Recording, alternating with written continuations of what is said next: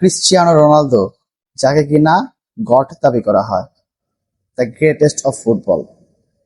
তো তাদের ফ্যান বেসদের উদ্দেশ্যে একটা কথা বলতে চাই। ক্রিশ্চিয়ানো রোনালদো 2022 বিশ্বকাপের পর মেসির হাতে যখন ট্রফিটা দেখে, তো তাকে তার ইউটিউব চ্যানেলেই এক সাক্ষাৎকারে বলা হয়েছিল বিশ্বকাপ কি তার ড্রিম নাকি। তো দেখুন এখানে লেখা, সে উত্তরে না বলেছিল, এবং তিনি সেটাও বলেছিলেন যে নিছক 6-7 ম্যাচের একটা টুর্নামেন্ট জেতা, এর মাধ্যমে কাউকে শ্রেষ্ঠত্ব দাবি করা, এটা আমি মানি না। আর তার নাকি ড্রিমও না ওয়ার্ল্ড কাপ জেতা।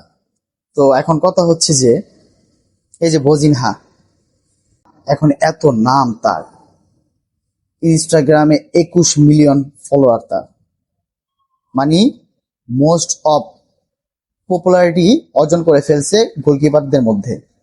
মানে ইতিহাসে কারো এত ইনস্টাগ্রামে ফলোয়ার নাই বজিনহার মতো।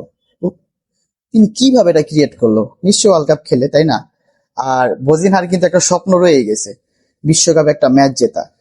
বজিনহা ড্র করছে, ইভেনচুয়ালি হারছে আর্জেন্টিনার সাথে, কিন্তু তাদের যে একটা স্বপ্ন ওয়ার্ল্ড কাপে একটা ম্যাচ জিতা, তো তারা কিন্তু সেই কাজটা করতে পারেনি। দেখুন, একটা ম্যাচ না জিতে তারা এত বড় পর্যায়ে চলে গেছে ক্যাপ ভার্দে। মানে এখন সবাই তাদেরকে চিনে। কেন চিনে? বিশ্বকাপের জন্যই তো। বিশ্বকাপ দিয়ে তো একটা প্লেয়ারের মাপকাঠি করা হয়।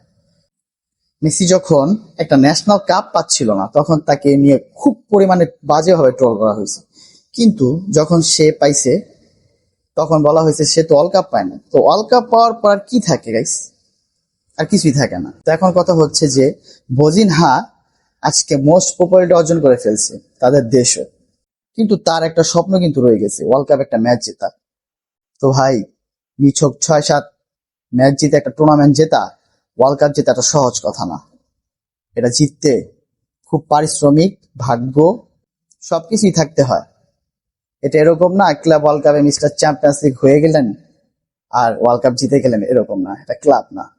এখানে মানুষ জিততে গেলে লড়াই করে। ফুটবলটাই হচ্ছে লড়াই খেলা। নিজের দেশকে রিপ্রেজেন্ট করার জন্য কেউ হাত দিয়েও গোল দেয়, কেউ মাথা দিয়েও গোল দেয়, কেউ পাও দিয়েও গোল দেয়, আবার কেউ এই খেলায় তাদের কেরিয়ারও শেষ হয়ে যায়, যেমনটা 2014 সালে নেইমারের সাথে হয়েছে। আবার ম্যারাডোনা হাত দিয়ে গোল দিয়ে ওয়ার্ল্ড কাপ নিয়ে দিছে, আবার তিনি স্বীকারও করছে। বিশ্বকাপ খেলাটা এরকম, নিজের দেশের স্বার্থের জন্য তারা যা কিছু করতে পারে, অ্যাকচুয়ালি তারা জিততে চায়। এটাই হচ্ছে তাদের আসল চ্যালেঞ্জ। এই যে আপনি 41 বছর বয়সে নেমে গেছেন একটি ওয়ার্ল্ড কাপ জিতার জন্য, কেন নামছেন? তো তাহলে এরকম একজন টক্সিক লোকেরও অনেক বড় ফ্যান ব্যাচ আছে। তাহলে বুঝুন, এরকম একজন টক্সিক প্লেয়ারের যে কিনা বিভিন্ন সময় বিভিন্ন রকমের কথাবার্তা বলে, তারও নাকি এত বড় একটা ফ্যান ব্যাচ আছে, তাকে গ্রেটেস্ট মানা হয়। মাই অপিনিয়ন, আমি তাকে কখনো গ্রেটেস্ট মানি না। জানি আমি না মানলে কারো কিছু যায় আসে না, এটা যার যার ব্যক্তিগত বিষয়, বাট আমার মনের ভাবটা আপনাদের সাথে প্রকাশ করলাম। কিন্তু আমি দ্য গ্রেটেস্ট গোলকিপার বজিনহাকে মানি। সে আসলে দেখিয়ে দিয়েছে মানে গোল কিপিং এর মহত্বটা।